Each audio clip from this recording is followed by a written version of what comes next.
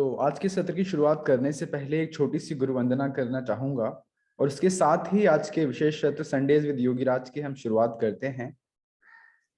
गुरुर्ब्रह्मा गुरुर्विष्णु गुरुर्देवो महेश्वरः, गुरुर साक्षात् परम ब्रह्म तस्मै श्री नमः।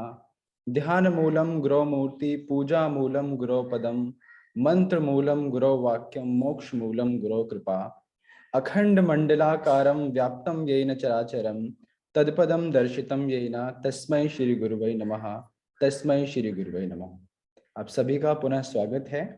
और आज के जितने भी हमारे सभी पार्टिसिपेंट्स हैं उनके लिए एक छोटा सा अनुरोध मैं सत्र के शुरुआत में ही करना चाहूंगा कि आप सभी का जो अपना नेम बॉक्स है उसको रीनेम करके आप अपना नाम लिख लें, ताकि आपकी जो आज की उपस्थिति है वो हम अपने पास आज से रिकॉर्ड भी करेंगे कि जो भी ऐसे काफी साधक हैं जो प्रतिदिन हमारे साथ एकदम समय से पूर्व ही, मैं भी नहीं आता हूँ और वेटिंग रूम में वो हमारा इंतजार कर रहे होते हैं कि कब रितानवेशी योगायन फाउंडेशन का आज का सत्र की शुरुआत होने वाली है। तो ऐसे साधकों को हम भी चाहेंगे कि हमारी पूरी जो लिस्टिंग है उसमें वो लोग आए। तो आप लोग अपने नेम पर रीनेम करके अपना नाम वहां पे जरूर लिखें, ताकि आपकी ये जानकारी स्पष्ट रूप से हमारे पास भी आ सके। और अब ज्यादा समय ना लेते हुए मैं आदरणीय गुरुदेव से अनुरोध करूंगा कि आज के जो जिज्ञासा से भरा ये सत्र है उसकी शुरुआत करें। आदरणीय गुरुदेव डॉक्टर राजेश राज जी। सभी को प्रणाम। आप सबके भीतर विशुद्ध चेतना को नमन। अक्सर सबके मन में ये प्रश्न उठता है कि ये सारा योग साधना धर्म, इसकी जीवन में आवश्यकता क्या है। आप इसके बिना भी जी सकते हैं, बहुत लोग ऐसा सोचते हैं, बहुत ऐसा जी रहे हैं। आज के दिन में बहुत लोग नास्तिक हैं, सो कॉल्ड रैशनल हैं। तो वो अक्सर पूछते हैं कि ये सारा कुछ योग ध्यान धर्म साधना समाधि, क्या ये सब क्यों आवश्यक है, हम क्यों करें। आज की शुरुआत प्रश्न की हम यहीं से करेंगे, इसी प्रश्न से, इसी मौलिक प्रश्न से करेंगे। Many people think why we do yoga sadhana samadhi dharma religions, why we should believe in God or religion. There are so many people, they live without it. They may name any type of rationalism, but somehow they have this question: we can live without believing on Supreme or something like religion. Why should we do dhyan? Why should we meditate? What are the main goal, lakshya? So today we discuss on this theme. I invite your questions. You may ask, you may raise questions, you may write down, or you may raise your hands also. And I will explain in very layman language, in very common language, why we should talk about moksha, salvation, why we should talk about the religion. So before all this, let's have some small meditation. All of you just sit in a comfortable meditative posture. Make your spine erect, head and spine in a straight line.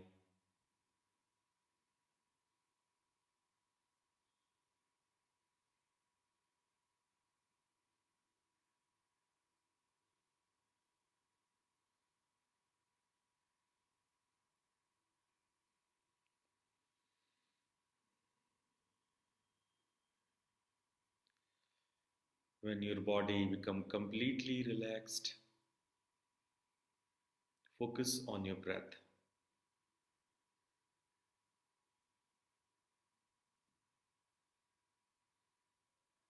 Feel your breath.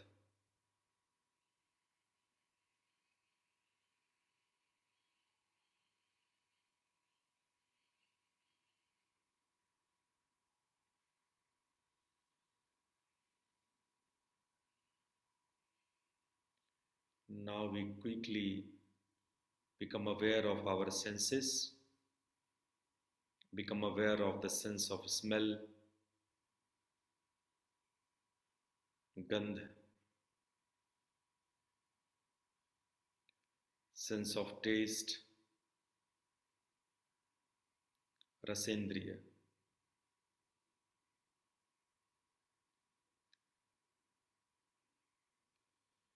sense of vision,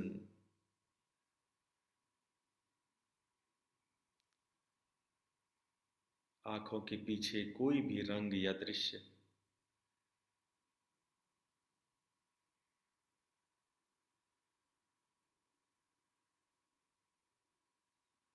sense of touch,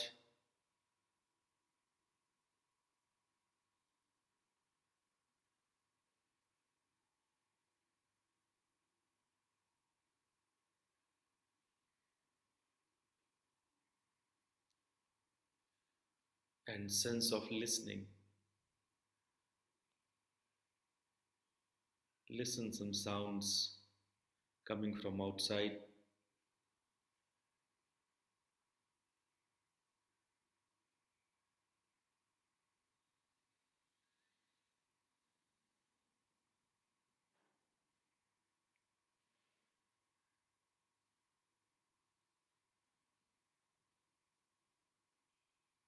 Now watch your mind, the flickering of mind, the thoughts.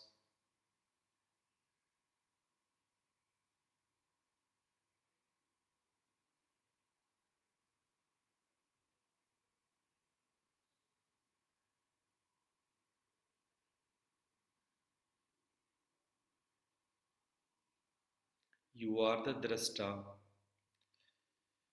आप एक दृष्टा हैं. You are an observer, a witness.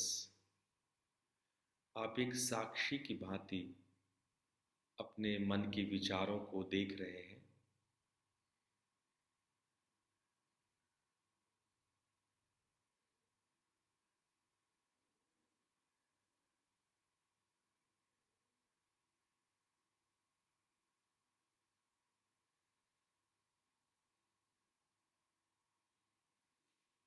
अगर आपके विचार पकड़ में नहीं आ रहे हैं तो एक बार फिर से रिवाइज कीजिए.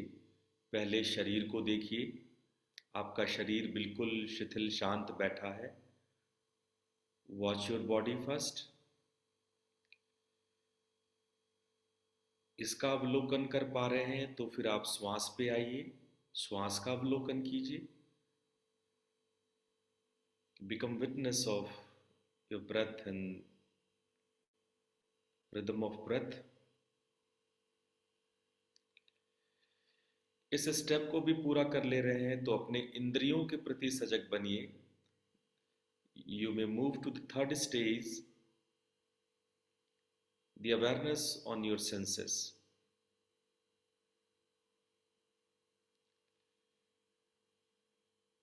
And the fourth is awareness of your thought. आपके thought process.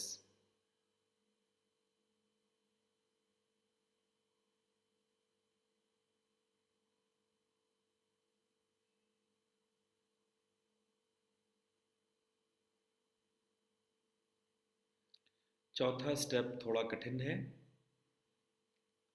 पर बार बार हम 1 से 4 तक रिवाइज करते रहें. अगर आप चौथे में बार बार अटक जाएं तो पुनः 1 से शुरू करें. शरीर, श्वास, इंद्रिय, मन. शरीर, श्वास, इंद्रिय, मन. इसी क्रम में स्थूलता से सूक्ष्मता की ओर यात्रा करें.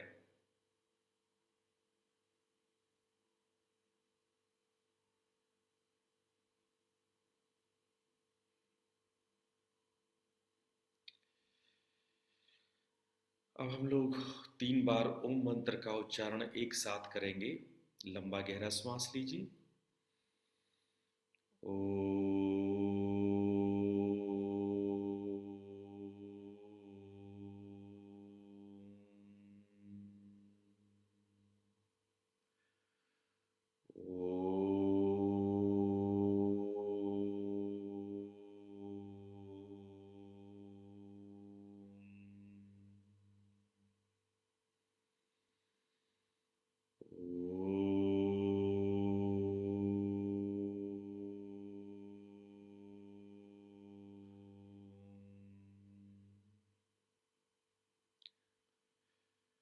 शांति पाठ एक साथ।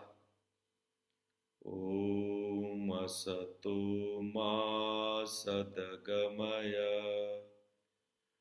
तमसो मा ज्योतिर्गमय मृत्युर्मामृतं गमय।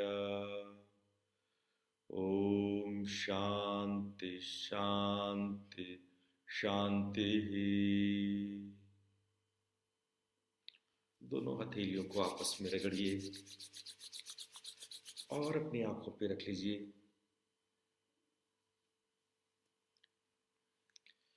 आप लोग का पुनः स्वागत है आज के सत्र में। आज के सत्र में हम बहुत मौलिक प्रश्न, बहुत बेसिक क्वेश्चंस को रेज कर रहे हैं। आप लोग भी इससे संबंधित प्रश्न जो आपके मन में उठता है वो पूछ सकते हैं। एक बहुत ही सिंपल प्रश्न है कि हम लोग पूजा, ध्यान, साधना, आराधना क्यों करें, जब हम एक सामान्य जिंदगी को सामान्य तरह से जी सकते हैं। इन सब की आवश्यकता क्या है? और मैं ये बता दूं कि ये प्रश्न कोई आज का प्रश्न नहीं है। ये प्रश्न हजारों साल से पूछे जा रहे हैं। हर बार लोगों ने ऋषियों से, महात्माओं से, पंडितों से, पुजारियों से, लोगों ने कौतूहलवश, उत्सुकतावश या जिज्ञासा पूर्वक यह प्रश्न पूछा है। लोगों ने मनन किया है, ढेरों वाद प्रतिवाद हुए हैं,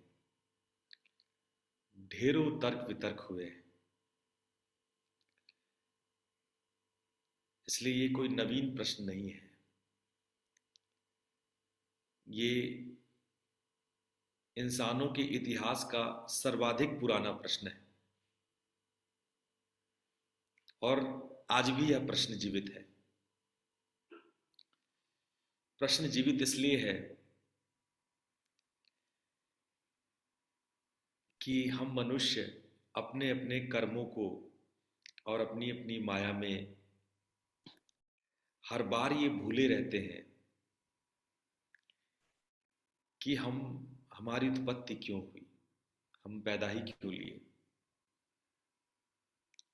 हम लोग का सोच का नजरिया बदला, समझने का तरीका बदला।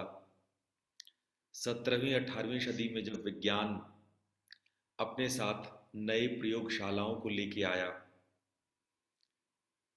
तो हमारे लिए मानकों में, प्रमाणों में बदलाव आए। हमारे मानक, हमारे प्रमाण, जिससे कि हम किसी चीज को मान सकें, उसको सत्य समझ सकें, उसमें बदलाव आया। उचित भी है और नए नए रूपों को विश्व की उत्पत्ति से अंत तक, हमारे अस्तित्व से हमारे अंत तक नए नए थियरम्स लाए गए, रखे गए, चाहे वो साइंस के स्ट्रीम से हो या दर्शन के स्ट्रीम से हो। हम लोगों ने अलग अलग तरीके से स्वयं की उत्पत्ति और अंत, इस विश्व की उत्पत्ति और अंत के बारे में चिंतन मंथन करते रहे हैं।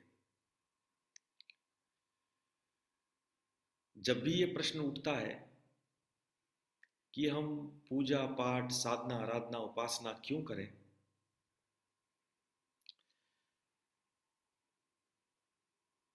तो एक बात तो जरूर होती है कि हाँ, हम हमारी तलाश भूख प्यास की है, हमारी ज़रूरतें भूख है, प्यास है, कपड़े है, मकान है। हम अपने शरीर को ज़्यादा से ज़्यादा सहज स्थिति में लाना चाहते हैं, अपने शरीर और मन को सहज और आसान स्थिति में लाना चाहते हैं। कभी आदि मानव ने भी गुफाओं की खोज की होगी रहने के लिए। आज हम लोग फ्लैट्स, बिल्डिंग्स, अट्टालिकाओं को खोजते हैं। हम अपने आप को ज़्यादा सहज बनाते हैं कि हम अपने शरीर और मन को सहजता से, आराम से उसको व्यवस्थित रखें। पर प्रश्न ये है, जो ऐसा करने में सफल होते हैं, क्या वो संतुष्ट हैं? क्या उन्हें ऐसा लगता है कि जीवन में जो पाना था वो पा लिए? मेरे पास अनेक ऐसे लोग हैं, जिज्ञासु हैं, जिनके पास वो सब कुछ सुलभ है, सहज है, जिसके लिए आम व्यक्ति संघर्ष करता है। अथाह पैसे हैं, अथाह संपत्ति, वो सब कुछ जो जीने की मूलभूत आवश्यकताएं हैं उससे कहीं ऊपर, कहीं ज्यादा।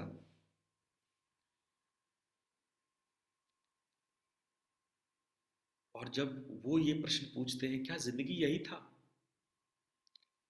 यही पैसे कमाना, खाना पीना, सो जाना? हमारे और जानवरों में कुछ तो फर्क होगा। खाते पीते सोते तो जानवर भी है, प्रजनन तो जानवर भी करते, परिवार तो जानवर भी पाल लेते। हमारे और जानवरों में कुछ तो फर्क होगा। ये प्रश्न जुड़ा हुआ है इससे। हमारे और जानवरों में एक मूलभूत अंतर है। वैसे बहुत सारे साइकोलॉजिस्ट मेरी बात से सहमत नहीं भी होंगे। किसी एक साइकोलॉजिस्ट का कहना है कि हमारे और जानवरों में सिर्फ सिर्फ फर्क इतना है कि हम अपनी करनी को प्रूफ कर देते हैं कि हम सही कर रहे हैं, और जानवर वैसा नहीं कर पाते।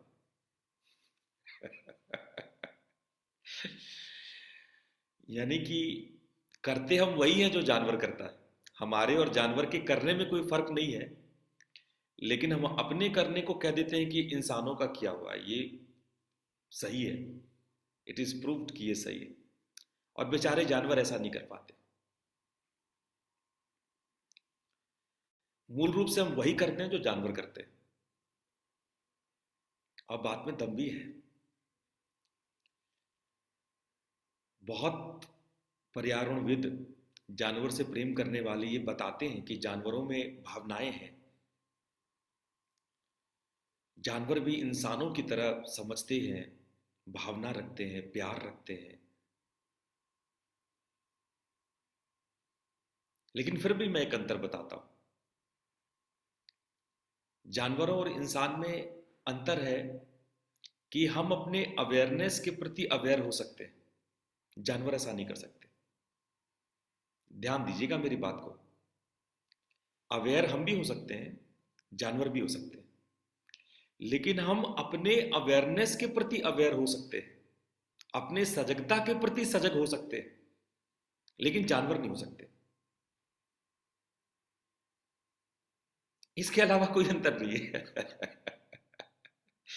इसके अलावे कोई अंतर नहीं। इसके अलावे हमारे और जानवर के सारे क्रिया एक जैसे। लेकिन ये जो भारी अंतर मैंने आपको बताया कि हम अपने सजगता के प्रति भी सजग हो सकते हैं, ये हम और जानवरों के बीच में एक बहुत बड़ा अंतर, एक भारी डिफरेंस खड़ा करता है। और यही डिफरेंस हमें धर्म की ओर, ध्यान की ओर, समाधि की ओर ले जाती है। हम समझने लगते हैं कि जीवन केवल वासनाओं की अभिव्यक्ति नहीं है। जीवन केवल अपनी जरूरतों को पूरा करना भर नहीं है, बल्कि उसके अतिरिक्त और भी कुछ मौलिक सत्ताएं हैं, और भी कुछ बेसिक ट्रुथ है। और प्रकृति उसको बार बार प्रकट करती है, अलग अलग तरीके से हमें समझाती है। हम समझे ना समझे वो अलग बात है। प्रकृति भिन्न भिन्न रूपों में समझाती है, हे मनुष्य कहां फंसे हो, तुम्हारा रास्ता तो कहीं और है। धाम अपने चलो भाई, पराए देश क्यों रहना। धाम अपने चलो भाई, पराए देश क्यों रहना। ऐसा सुनाती है। कहती है कि तुम्हारा शरीर किराए का मकान है, किराया देते हो इसलिए रहते हो, एक दिन छीन लिए जाओगे, शरीर छूट जाएगा। प्रकृति इसको बार बार अनेक रूपों में समझाती है। हम जानवर ही हैं जो नहीं समझ पाते, लेकिन जिसको अपनी सजगता के प्रति सजग होने की आदत होने लगती है, जो होश में आने लगता है, उसको ये बात समझ में आने लगती है। उसको ये बात समझ में आने लगती है कि इस शरीर और वासनाओं के अतिरिक्त, हमारे जरूरतों के अतिरिक्त भी कुछ सत्ताएं हैं। और वहां पे जन्म होता है धर्म का, वहां पे जन्म होता है अध्यात्म का, वहां पे जन्म होता है समाधि का। और एक अनवरत खोज उस सत्य को जानने के लिए, उस सत्ताओं को समझने के लिए, जो हजारों वर्ष से, मनुष्य के इतिहास से आज तक अनवरत चलता ही रहा है। हम ढूंढते ही रहे, ढूंढते ही रहे। जिन्होंने ढूंढ लिया उन्होंने परंपराएं बना ली, उन्होंने पंथ बना लिए। जो पंथ को फॉलो कर पाए, दूसरे कई नए अपने रास्ते खोजते रहे। और यह खोज आज भी बना हुआ है। खोज बुरा नहीं है, और ना ही हमें किसी पंथ को आंख मूंद कर विश्वास करना चाहिए। किसी भी पंथ और संप्रदाय को हमेशा देख कर, समझ कर, बूझ कर, ठोक बजा करके ही अपनाना चाहिए कि वो पंथ या वो संप्रदाय हमारे अनुरूप है, वो परंपरा हमारे अनुरूप, हम उसमें ढल सकते हैं या नहीं। उतनी पांव पसारिए जितनी लांबी सौर, उतनी पांव पसारिए जितनी आपकी चादर है, जितनी आपकी क्षमता है।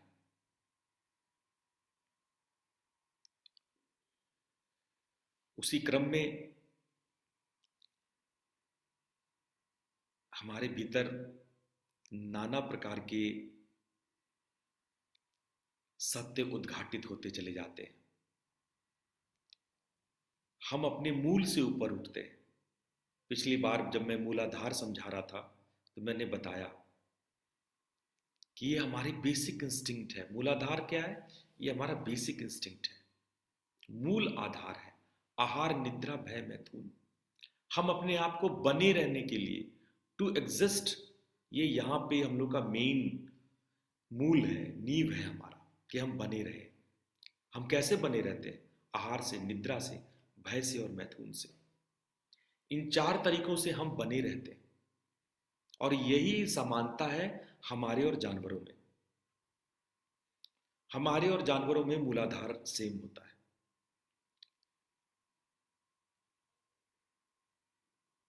वो भी आहार, निद्रा, भय और मैथुन की क्रिया करते हैं, और हम भी करते हैं। लेकिन वहां से जो ऊपर उठता है वो इंसान है, और जो वहीं और वहां से नीचे गिरता है वो जानवर है। इसको यौगिक भाषा में हम चक्रों में समझ सकते हैं। मूलाधार के ऊपर चक्र है, स्वादिष्ठान, मणिपुर, अनाहत, विशुद्धि, आज्ञा। उसी तरह से मूलाधार के नीचे भी चक्र है, अतल, वितल, सुतल, तलातल, रसातल, पताल। ये सब जो है ये नीचे है, ये मूलाधार से नीचे है। अब ये आपकी यात्रा है, आप चाहो तो अतल, वितल, सुतल, तलातल, रसातल में भी जा सकते हो, जाते हैं लोग। और ऐसे लोग को फिर पुनः जो योनि मिलती है जानवरों की ही मिलती है। और जो लोग इंसान बनने की कोशिश करते हैं उसको पुनर्जन्म इंसानों में ही मिलती है। इंसान बनने के लिए आपको स्वादिष्ठान, मणिपुर, अनाहत की यात्रा करनी पड़ती है। पिछले दिनों मैंने रेतस, ओजस, तेजस प्राण के बारे में बताया, ब्रह्म ग्रंथि, विष्णु ग्रंथि, रुद्र ग्रंथि के विषय में बताया। हम क्या करते हैं, अपने आप को ऊर्ध्व करते हैं, ज्यादा इंसान बनते हैं। मूल से अगर हम ऊर्ध्व होते हैं, इंसान बनने की कोशिश करते हैं, बी अ ह्यूमन, इंसान बनने की कोशिश करते हैं, तो उसके 3 बेसिक पड़ाव होते हैं।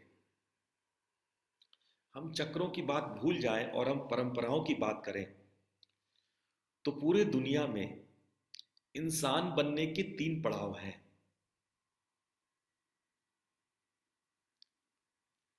हम 3 पड़ाव यात्रा करते हैं इंसान बनने की। एक अपनी कर्मठता से,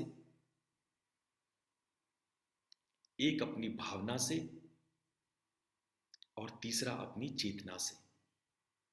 ये 3 ही मार्ग है। जो अपनी कर्मठता से अपने आप को इंसान बनाता है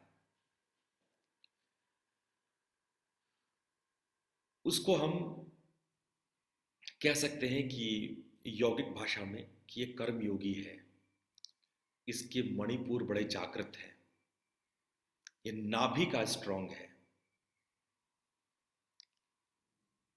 ऐसा व्यक्ति महान माता से पैदा लेता है। कर्मठ व्यक्ति की माता भी अवश्य कर्मठ होती है, इसलिए क्योंकि कर्मठ व्यक्ति का नाभि, हर व्यक्ति का नाभि अपनी मां से जुड़ा होता है। और अगर नाभि किसी का मजबूत है, कोई व्यक्ति कर्मठ है, मणिपुर जागृत है, तो इसका मतलब कि उसका मातृ पक्ष बहुत महत्वपूर्ण है। और ऐसा व्यक्ति जो कर्मठ है उसे अपनी मां की सेवा जरूर करनी चाहिए। उनका ऋण है कि वो कर्मठ है, ये मां का ऋण है। जब हम नाभि की यात्रा करते हैं तो एक अलग परंपराओं को हम लोग फॉलो करते हैं। ये परंपरा ज्यादातर चाइना में या मंगोलिया में और बहुत पहले रशिया में भी फैला हुआ था। अक्सर लाओ त्से, चुंग, वेंगिंग, कुल, ये सब इस विषय पर बातें करते हुए आपको दिख जाएंगे। इस परंपरा में नाभि को प्रधान माना जाता है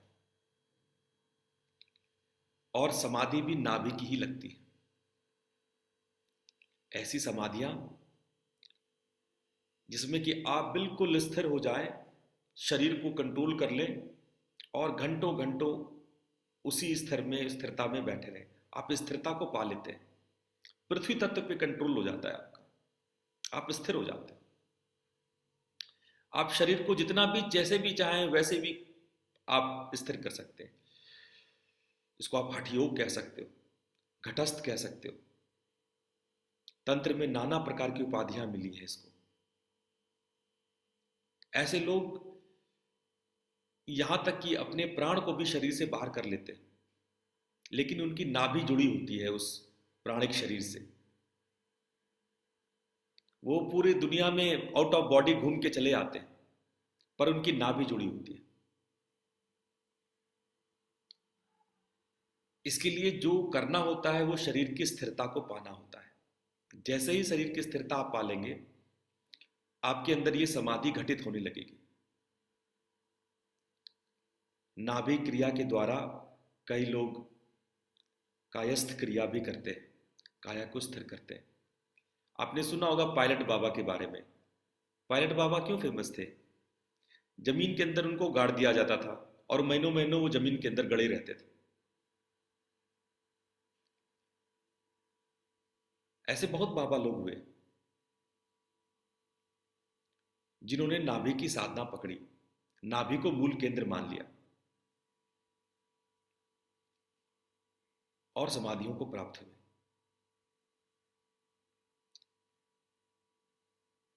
ये कर्मयोग की समाधि है, कर्मठता की पहचान है।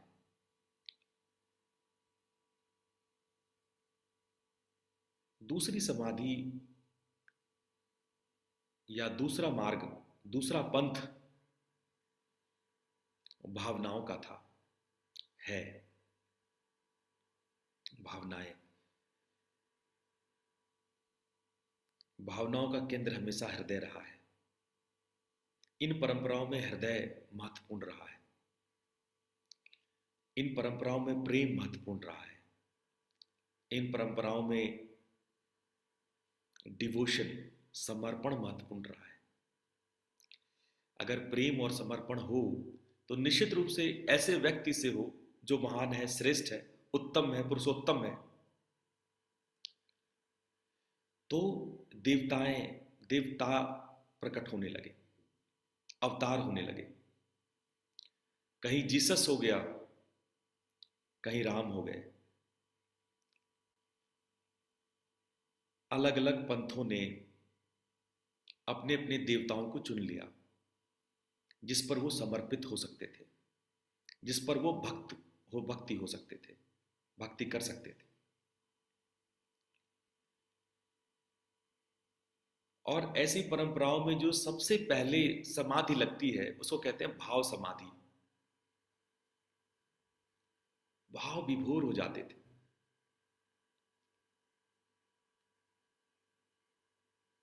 आज भी पूरे बाइबल में अगर समाधि या साल्वेशन की कोई परिभाषा है तो वो जीसस के साथ एकता ही है। कहते हैं कि कई क्रिश्चियन संतों को वहां शरीर के उन उन अंगों से खून आने लगता है जिन जिन अंगों पर जीसस को कील लगाई गई थी। इतनी एकात्मता हो जाती है, इतने एकात्म हो जाते हैं, इतने एक हो जाते हैं जीसस के साथ कि जीसस को जहां जहां कील ठोके ठोके सॉरी वहां वहां उन्हें ब्लड आने लगता है और वो संत कहलाने लगते हैं।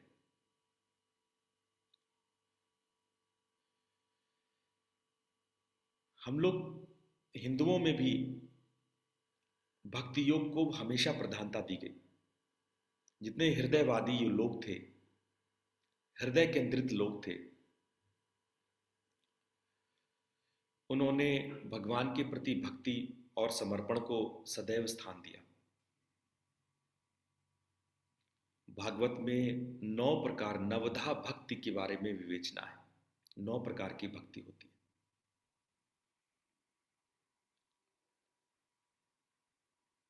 इस प्रकार से, और ये भाव समाधि कोई ऐसा नहीं है कि आप अपने जीवन में अनुभव नहीं कर सकते।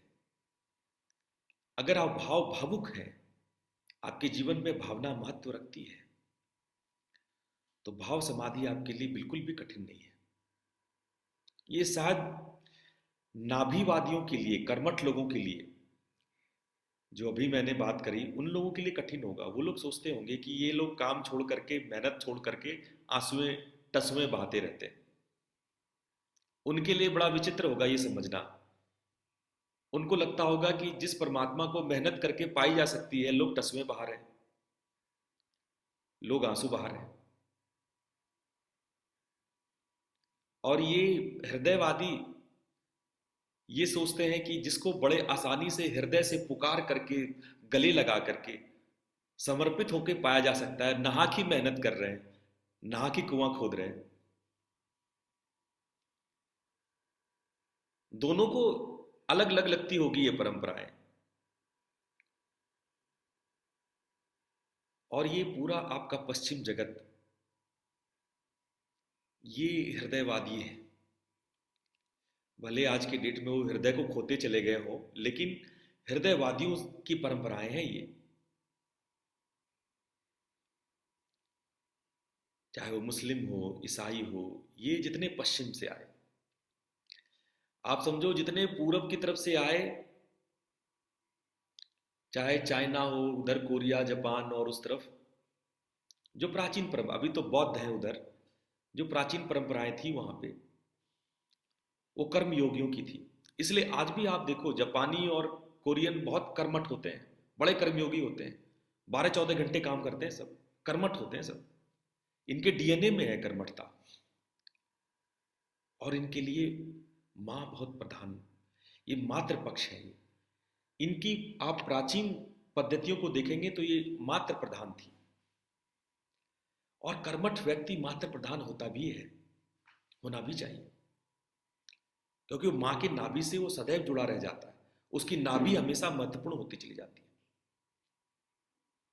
और ये हृदयवादी हृदयवादी पश्चिम में, आपके यूरोप में और आपके मध्य पश्चिम एशिया में, इन सब जगहों पे हृदयवादी हुए। इन्होंने हृदय की समाधियां लगाई, भाव समाधियां लगाई। लेकिन इसके अतिरिक्त एक तीसरा पक्ष भी है। तीसरा पक्ष है चैतन्य, चेतना। चेतना में समाधि लगाने वाले भारत के धुरंधर थे। आर्यावर्त के ऋषियों ने जो सबसे ज्यादा प्रधानता जिस दिशा को दी, जिस परंपरा को दी, जिस संप्रदायों में सबसे ज्यादा विकसित हुआ, वो था चेतना। शिव सूत्र में शिव अपने आप को चैतन्य ही कहते हैं कि मैं चैतन्य हूं, अहम चैतन्य, चैतन्य, मैं चेतना हूं। तंत्र के ग्रंथों में बार बार शिव कहे कि मैं स्वयं चैतन्य हूं।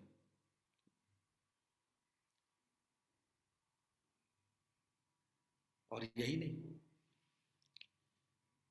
चाहे वो सांख्य की समाधि हो, चाहे वो वेदांत की समाधि हो, सब चेतना की रूपांतरण है। पिछले दिनों मैंने बताया था निर्विकल्प समाधि, किसी ने प्रश्न भी पूछा था निर्विकल्प समाधि क्या होता है। सविकल्प निर्विकल्प समाधि की बात वेदांत करते हैं, सबीज निर्बीज समाधि की बात सांख्य करते हैं। ये सारी समाधियां चैतन्य की समाधियां हैं। ये सारी समाधियां ये बात कहती है कि आप कितने होश में हो।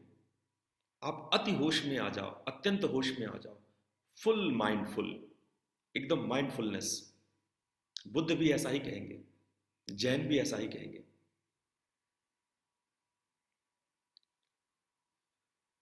भारत में उपजे धर्म ज्यादातर चैतन्यवादी है। ऐसा नहीं है कि हम लोग कर्मयोग और भक्ति योग का निषेध करते हैं, बल्कि उनको इंटीग्रेट करते हैं अपने साथ चैतन्य के डेवलपमेंट में, चेतना के डेवलपमेंट में। लेकिन जो मूल है वो कहेंगे कि आज्ञा मूल है, आज्ञा केंद्र मूल है। वो हृदय केंद्र को मूल नहीं कहेंगे, ना ही वो नाभिक केंद्र को मूल कहेंगे।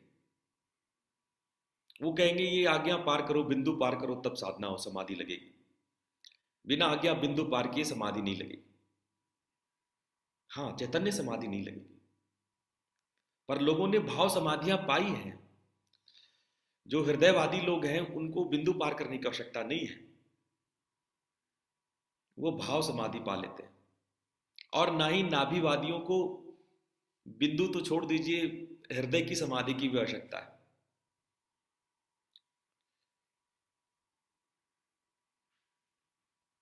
तो इस तरह से ये 3 संप्रदाय हैं, पंथ हैं, जो आपको ज्यादा इंसान बनाते हैं। आप मोर एंड मोर ह्यूमन बनते हो। श्री अरविंदो ने तो महामानव की बात करनी शुरू कर दी थी, सुपरमैन। जब आप श्री अरविंदो की पुस्तकों को देखोगे, द लाइफ डिवाइन, दिव्य जीवन, बड़ी अच्छी किताब है, पढ़नी चाहिए। श्री अरविंदो कहते हैं कि हमारा जीवन जानवर से मानव, मानव से महामानव बनने की यात्रा है।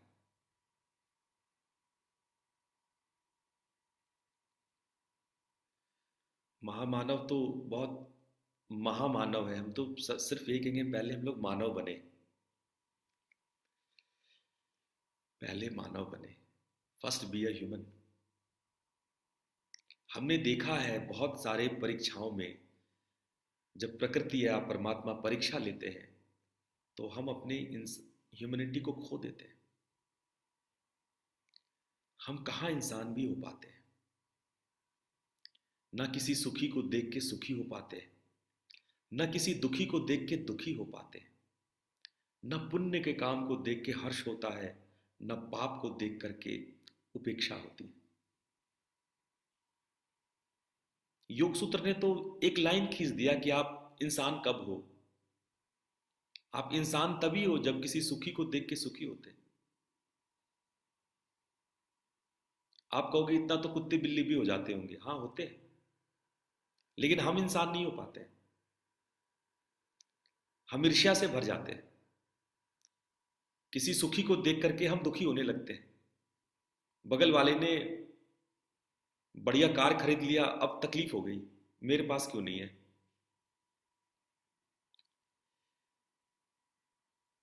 किसी दुखी को देख के दुखी होना, निश्चित रूप से जानवर भी ऐसा कर लेते हैं, और जानवर ज्यादा बेहतर तरीके से करते हैं। अगर आप अपने घर में कुत्ते बिल्ली पालते हैं, पेट्स रखते हैं, तो आप इस बात को समझते होंगे। मैंने गायों को रोते हुए देखा है। जब मेरे दादाजी का देहांत हुआ था, सारी गायें, सबकी आंखों से आंसू बह रहे थे, मैंने देखा था। दुखी को देख के दुखी तो जानवर भी होते हैं, पर शायद हमारी इंसानियत इतनी गिर जाती है कभी कभी कि हम किसी दुखी को देख करके भी भीतर हमारे अंदर खुशी होनी होती है कि हम इससे तो श्रेष्ठ हैं। चलो अच्छा हुआ इसके साथ ऐसा हुआ, तो हम तो इससे बच गए, इससे बेहतर तो हम हैं ही। किसी पुण्य काम को होते हुए देख करके, भले जानवर को पुण्य अपुण्य का भान ना हो, पर इंसानों को तो होना चाहिए। किसी अच्छे काम को देख करके मन में हर्ष, उमंग, आनंद से आपको भर जाना चाहिए। क्या होता है ऐसा? प्रश्न कीजिए अपने आप से। किसी पाप को देख करके, गलत काम को देख के उपेक्षा उपेक्षा होकर के बाहर निकलना चाहिए। क्या होता है ऐसा? मैंने तो देखा है कि जहां झगड़े झुगड़े होते हैं, गाड़ी टकराती है, 2 आदमी मिलके लड़ते हैं, सारी भीड़ लगी जाती है। आप उस लड़ाई का रस लेना चाहते हो। मैंने तो ऐसे ऐसे प्रतियोगिताओं के बारे में सुने हैं, पता नहीं ये होता भी है या नहीं, जिसमें कि लोग एक दूसरे को मरने मारने तक लड़ते हैं, प्रतियोगिता होती है, किसी के हाथ पैर टूट जाते हैं, मर जाते हैं। अगर ऐसी प्रतियोगिता होती भी है तो ये मनुष्यता के लिए शर्मनाक है, कलंक है हमारे ऊपर।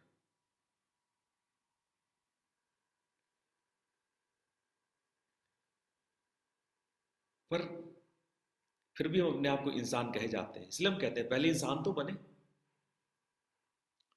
महामानव की यात्रा बहुत आगे है, और इंसान बनने के लिए ये 3 काबिलियत होनी चाहिए। ये 3 समाधियां, इसीलिए ये क्लासेस, ये धर्म, ये योग, ये सारे जितने भी हैं, ये सब इन्हीं तीनों रास्ताओं में आपको ले जाने के लिए, इन्हीं तीनों को इंटीग्रेट करने के लिए, इन्हीं तीनों को इंटीग्रेट करने के लिए, इन तीनों में आप आगे बढ़ सके, अपने आप को कंप्लीट ह्यूमन बना सके। आप पूछ सकते हो उससे होगा क्या, कंप्लीट ह्यूमन बन के करेंगे क्या? क्योंकि यही आपकी उत्पत्ति का कारण है। अगर आप नहीं बनोगे ना, तो बार बार जन्म लोगे, बार बार दुखों का सामना करोगे, और अगर आप इंसानियत के स्तर से भी नीचे गिर जाओगे तो जानवर बन के पैदा लोगे। तब तकलीफ होगी कि हाँ, कोई बताने वाला था, कोई बता रहा था, कोई सजग करा रहा था, कोई होश में दिला रहा था, जाग जाओ, होश में आ जाओ, कोई चेतावनी दे रहा था, तब याद आएगी।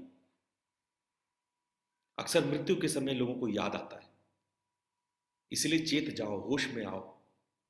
मैं बार बार चेतावनी दे रहा हूं। अभी शरीर है, कल नहीं रहेगा। ऐसी कोविड चल रही है, ऐसी महामारियां चल रही है, कौन जाने कब किसको क्या होगा, कब जाने क्या प्रलय हो जाए। शरीर रहे न रहे, अपने आप को इंसान बना लो, अपनी आध्यात्मिक यात्राओं को पूरा करो। बाद में पछताने के अतिरिक्त कुछ नहीं रहेगा। मृत्यु के करीब जाओगे तो पछताओगे कि जब हाथ पैर सही से काम कर रहा था, जब मन और इंद्रिय सही से काम कर रहा था, तभी कर लेते साधना। मेरी बात याद आएगी उस वक्त। इसलिए चेत जाओ, होश में आओ। अभी आपकी इंद्रियां काम कर रही है, आपका मन काम कर रहा है, शरीर काम कर रहा है। आप यात्राओं पे निकल पड़ो, चाहे चैतन्य की यात्रा करो, हृदय की यात्रा करो, या नाभि की यात्रा करो, लेकिन यात्रा करो, मूल आधार से ऊपर उठ जाओ, वरना अनंत दुखों के पहाड़ में गुजरना पड़ेगा। अनंत दुखों की यात्रा करनी पड़ेगी। और ये केवल मैं नहीं कह रहा, ये कोई डॉक्टर राजेश नहीं कह रहा, आपकी किताबों में है, आपकी परंपराओं में है, आपके संप्रदाय में बात कही जाती है, आपके गुरु कहते हैं, आपके ऋषि कहते हैं। कोई मैं ये अकेला ये अपने मन से नहीं कह रहा। इसलिए इस तरह के सत्र की आवश्यकता है। मैं धन्यवाद दूंगा रितान्वेषी टीम को कि इस तरह के फ्री आयोजन, फ्री क्लासेस सभी लोगों के लिए रखे, ताकि सभी लोग सत्य को जाने, पहचाने, जो समय बचा है उसका सदुपयोग कर ले, वरना पछताने के अतिरिक्त कुछ नहीं है।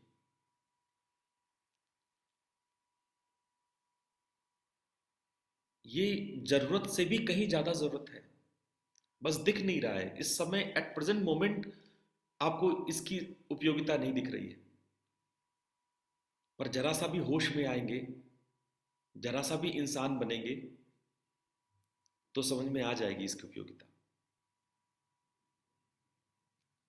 जानवरों के लिए इसकी उपयोगिता नहीं है, वो भोग योनि है, वो जानवर ही है। पर क्या हम मनुष्य भी जानवर ही बने रहे? कभी तो इंसान बने। पहले कही जाती थी कि जो ब्राह्मणों का जनेऊ होता है, तो ब्राह्मण जानवर से, शूद्र से द्विज, दूसरा जन्म होकर बीच के में ब्राह्मण बन जाते किसका हैं। आवाज आ रहा है?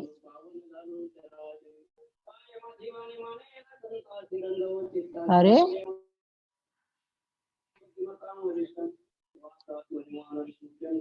मैं टीम से कहूंगा कि म्यूट करें।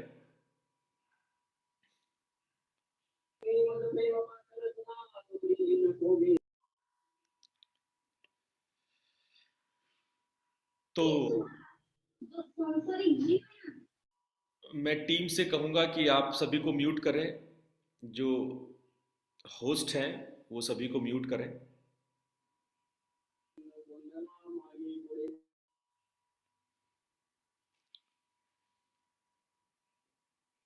तो मेरी विनती सबसे यही है कि आप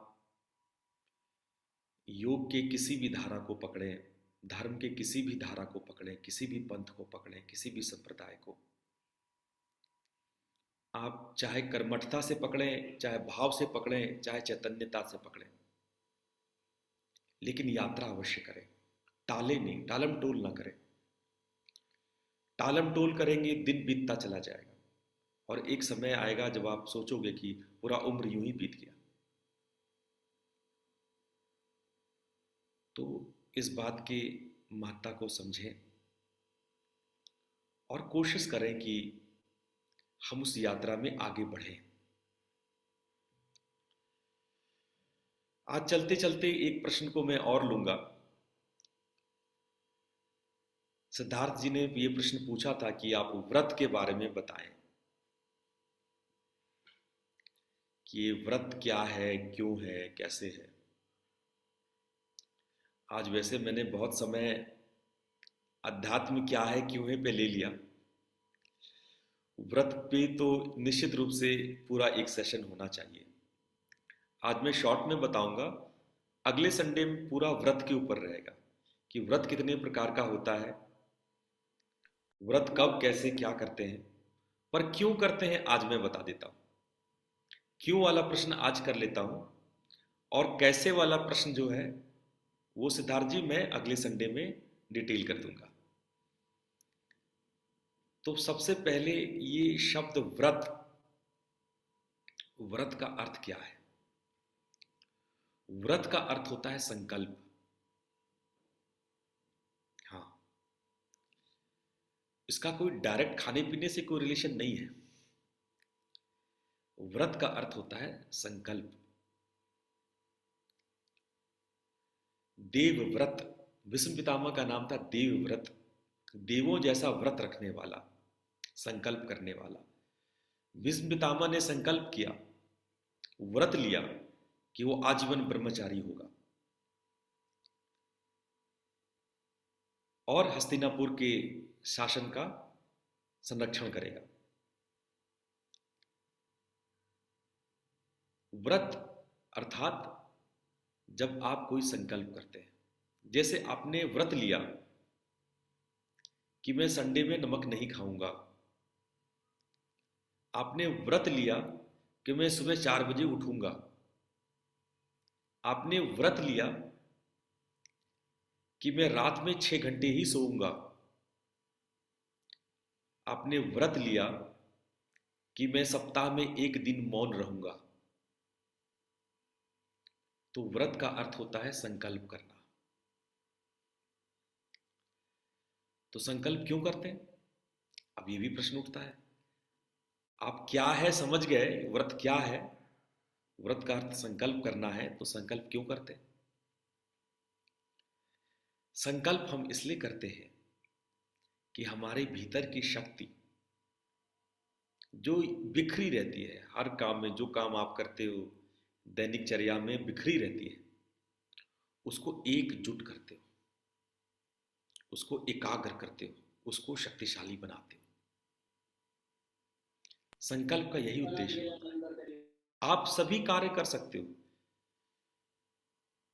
जीवन का ऐसा कोई चैलेंज नहीं है जिसको आप पूर्ण नहीं कर सकते हो।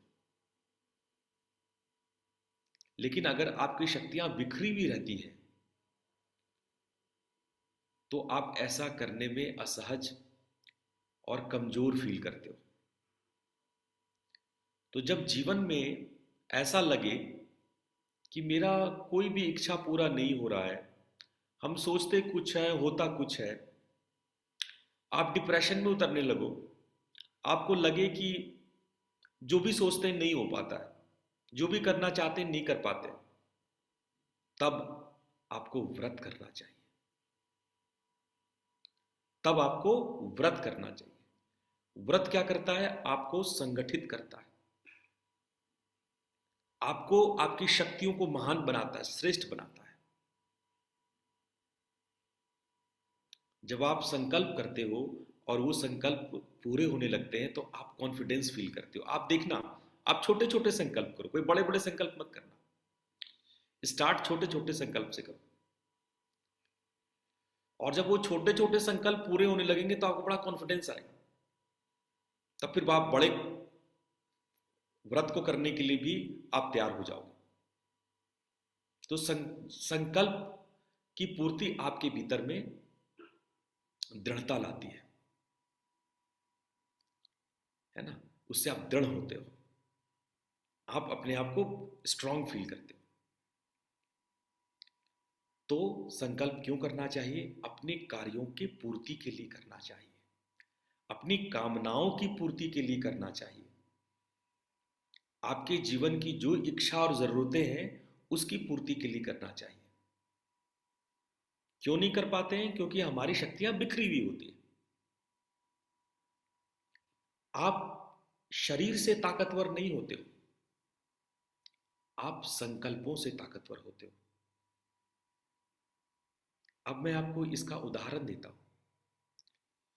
जैसे कोई ऊंचा वैष्णो देवी की यात्रा है, हमने देखा है कि बहुत ऐसे लोग जो 4 किलोमीटर भी नहीं चल सकते, 2 किलोमीटर चलने में भी लंगड़ाते हैं,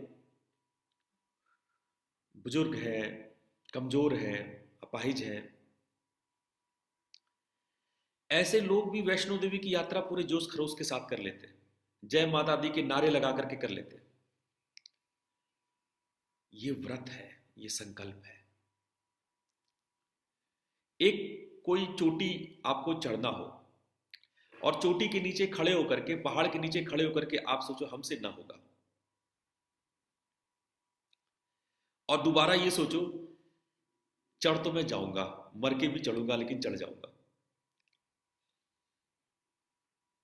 तो आप चढ़ जाओगे।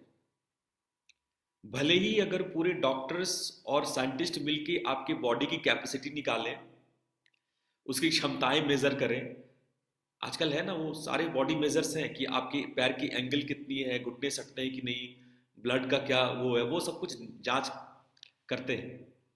वो सारे जांच फेल हो जाते हैं, व्रत के सामने वो सारे जांच फेल हो जाते हैं। मैंने देखा है, आप सबने भी देखा होगा।